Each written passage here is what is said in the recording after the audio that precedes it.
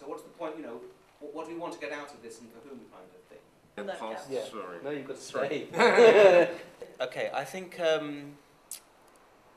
for this, I think I'd concentrate a little bit more on practices, in the sense that I think the interest in informal learning has often stems with a need to kind of describe and find out about things that young people do out of school. Mm-hmm. So if they're involved in social networking sites or video game playing or non-digital forms of informal learning, like sports participation and things like this. I think a lot of it is around characterising their participation and initiation into and their behaviour on various forms of practice.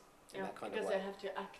Because they have, So I think there are input of what is identity is actually what they do and not.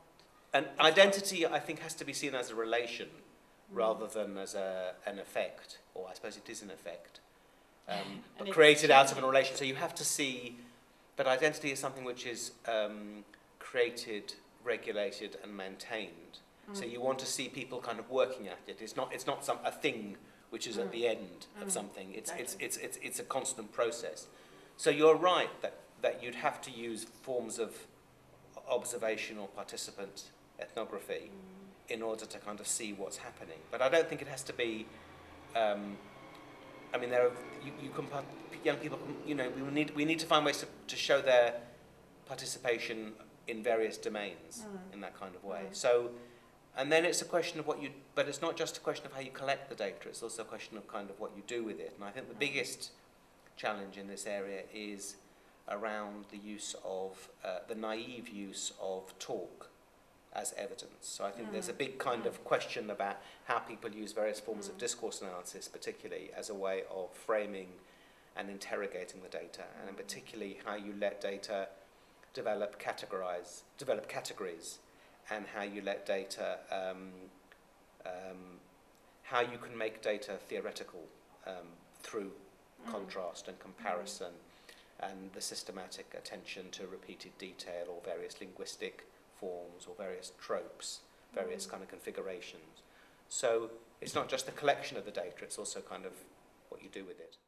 A friend of mine, Joe Tobin, did a great study with primary school teachers where he videoed kids in a primary school this is a cross-cultural comparison. So he videoed kids, say, in a primary school in Japan, and he took the tapes of the children and he showed it to American teachers. So the Americans interpreted the behaviour of the Japanese children.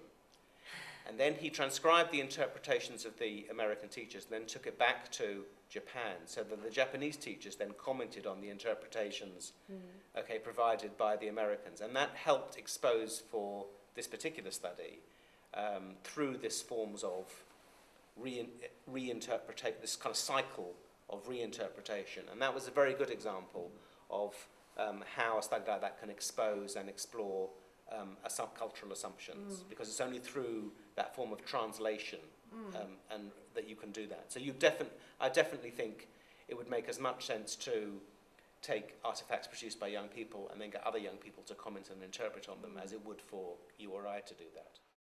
Sometimes I think research is about is rhetorical. It's like a lawyer, and it's like how you can prove that you're. How you can convince the jury that your interpretation of the evidence is the best interpretation of the evidence. So it's not often a question about...